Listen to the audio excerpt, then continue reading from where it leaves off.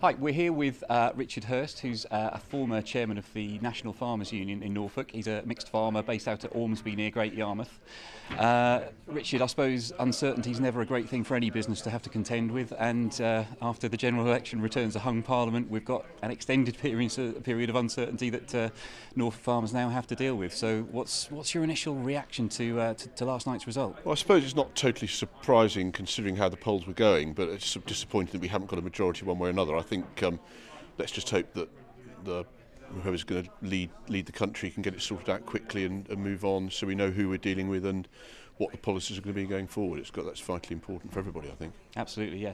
Are there any silver linings at all that you can think of from the situation that we're left with in terms of what it all means for Norfolk farming? Well, I suppose the issue of Brexit is the issue of the moment, really, and probably the fact that Theresa May hasn't got a majority to negotiate or the mandate to negotiate a hard Brexit might be a good thing. I mean, personally, I think to lose a trading relationship with Europe is madness. It's the biggest customer we've got locally, and whether it's imported products coming in or exporting, it's got to be absolutely right that we have that trading relationship. So probably maybe the silver lining is that that becomes a softer Brexit. Obviously, in the short term, the pound weakening is good for our crop returns. It increased the value of a lot of our outputs, which are traded in on the continent, on the world market. So it does adds a bit of value to cereals and some of the other crops that we're growing. So that's got to be a good thing. Absolutely. Okay. And something we've spoken to you about on several occasions is the issue of immigration, which is another key topic within that campaign debate. And I know you employ a lot of seasonal workers for your horticultural operations during the summer. What are your thoughts for the future of those workers as part of those Brexit negotiations? Well, a lot of the lobbying that we've been doing over the last few weeks with all the parties is the need to understand the need for seasonal workers. We have unemployment, particularly in this area, which is around about 4%, which is means there just aren't the people around to take those jobs. People want to have full-time, or UK nationals want to have full-time employment. They're not interested in part-time seasonal work, particularly where they may have to move to get it. So the ability to attract those people who for the last 30, 40 years have been planting and harvesting our fruit and vegetable crops is fundamental to this industry. We still have those, and so hopefully, again, it's not about immigration and people staying here. It's people coming here for a fixed term and going home again. And hopefully, the policies going forward will still allow that to happen, and that some sense is seen by politicians that to make sure that we can keep doing what we're doing, we have that availability going forward. So hopefully that has improved a bit, probably. Okay.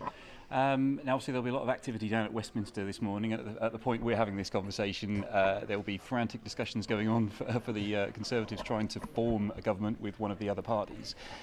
Regardless of what the makeup of that government is, well, what do you need to see in their policy framework both in terms of a food policy and, for example, environmental and funding for innovation, these kind of things? What's the biggest priority for you? Well, we know that as a nation, our reliance on imported food is increasing. We're only 65% self-sufficient. That's dropped from 80% probably 20 years ago. So from a farming point of view, let's have a long-term plan, a 20-year, 25-year plan, which includes food at the heart of it. The food industry in this country is worth over £100 billion. It's from producer right through to the processing and distribution of food. It's one of the biggest employers that there is. It's a huge business. Farming, every pound spent on farms delivers £7 worth of benefit. So there's a massive benefit to the economy having a thriving farming food business. So let's have a sensible debate about how we can increase our own production of whatever food it is. Obviously some things we can't produce, but those that we can, how do we do that? And so let's focus whatever funding becomes available on innovation, cooperation, making sure that we can do things differently. And actually, this country is renowned for producing world-class food. Norfolk is the heart of that, research and development, right the way through to processing and packing and everything else. So let's make sure we get that absolutely right, that if and when Brexit happens, however it is, we have an industry that is fit for purpose for the 21st century, using 21st century technologies, all the tools that are available to do that. That means that we can improve the balance of payments deficit that there is on food at the moment.